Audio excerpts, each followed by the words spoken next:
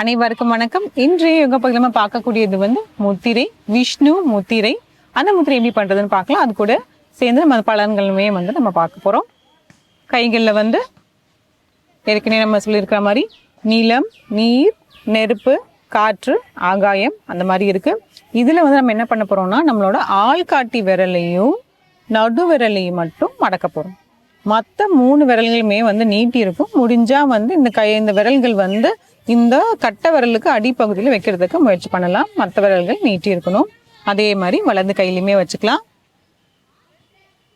இதுக்கு பேர் விஷ்ணு முத்திரை. அப்படியே திருப்பிட்டு நம்ம மடி மேல வச்சுக்கலாம். ஒரு ஆழ்ந்த மூச்சு உள்ள இழுத்து வெளியே விடலாம்.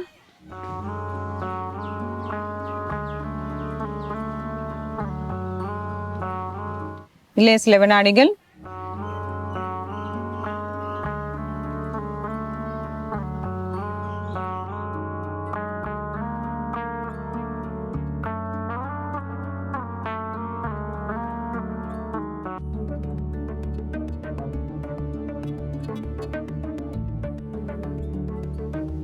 தளர்த்திக்கலாம்.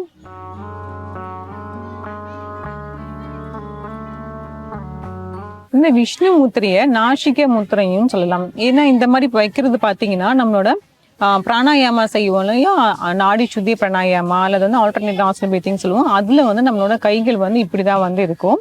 இந்த மாதிரி பொசிஷன்ல வச்சுட்டு நம்ம அந்த மூச்சு பயிற்சி செய்யற மாதிரி இருக்கும். அப்படி இல்லாம நம்ம கைகளிலேயே நம்ம வெறுமனே இந்த மாதிரி வச்சுக்கலாம். வச்சுட்டு இது கண்டிப்பா ஒரு 5 இருந்து 10 நிமிடங்கள் வைத்து இருக்கணும். அதுக்கப்புறம் பாத்தீங்கன்னா இதோட பலன்கள் என்ன அப்படின்னு பார்த்தோம்னா நம்மளோட மூச்சு சம்பந்தமான பிரச்சனைகள் எல்லாத்துலயும் ஆஸ்துமா, ப்ரீசிங், சைனஸ் அந்த மாதிரி பிரச்சனைக்கு எல்லாத்துக்குமே இது ரொம்பவே நல்லது. ஏன்னா இது காற்று இருக்கு. அதாவது ஆள்காட்டி விரல் காற்று, அதுக்கப்புறமேட்டு நடுவிரல் ஸ்பேஸ்ன்னு சொல்லக்கூடிய ஆகாயம். இது ரெண்டுத்துக்குமே நம்ம மடக்கி இப்படி வச்சிருக்கிறதுனால அதோட அந்த 5 பூதங்களோட வேலைகள் செய்யும். அதனால நம்மளோட மூச்சு சம்பந்தமான பிரச்சனைகள் எல்லாமே தீரும். இதுவே நாடி சுத்தி பிராணாயாமம் எப்படி பண்ணுவோம்னா கைகள் இப்படியே இருக்கும். கைகள் கொண்டு நம்ம வலது நாசில வச்சுட்டு அப்படியே பண்ணுவோம். மூச்சு நல்லா இழுத்துட்டு விரல் வச்சு மூடிட்டு வலது நாசு வழியா மூச்சு விட்டுருவோம். மறுபடியும் வலது நாசு வழியா மூச்சு இழுத்து அந்த கட்டை விரல் வச்சு மூடிட்டு இடது நாசி வழியா மூச்சு விட்டு. இது ஒரு சுற்று. இது மாதிரி நிறைய சுற்று நம்ம பண்ணுவோம். இதையே நம்ம முத்திரையாவும் நம்ம யூஸ் பண்ணிக்கலாம். அதை அப்படியே நம்ம பிராணாயாமா செய்யும் போது பாத்தீங்கன்னா கைகள் இப்படி வச்சுமே நம்ம பண்ணலாம். இது மாதிரி செய்யதான் நம்மளுக்கு எல்லாமே இதாகும். இது தொடர்ந்து செஞ்சுட்டே இருக்கணும். இப்போ ஒரு நாளைக்கு ஒரு 5 நிமிஷம் இல்ல 10 நிமிஷம் மட்டும் செஞ்சுட்டு விட்டுறாம டெய்லியுமே செஞ்சுட்டா ரொம்பவே நல்லா தான் இருக்கும்.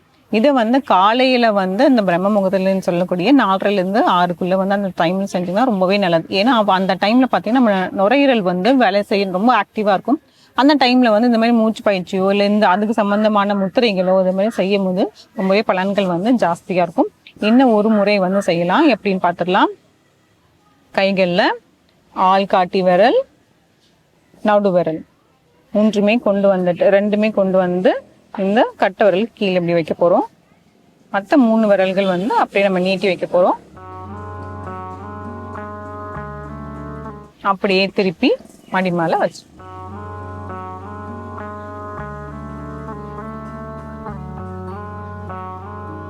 அப்படியே நம்ம மூச்சை கவனிச்சுட்டே இருக்கணும்.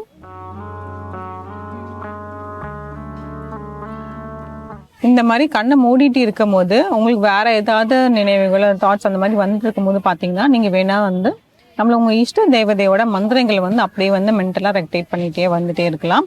அது செய்யும் போது பாத்தீங்கன்னா உங்களுக்கு கவனம் அவ்வளவா சிதறாது. எப்பயுமே மூச்சு பயிற்சியா இருந்தாலும் சரி, முத்திரைகளா இருந்தாலும் சரி, தியானங்கள் இருந்தாலும் சரி, நம்மளோட இந்த மந்திரங்களை சொல்லும் போது அது கூடவே சேர்த்து நம்மளுக்கு பலன்களும் நல்லாவே தரும். டிஸ்ட்ராக்ட் ஆக மாட்டோம். சில வினாடிகள்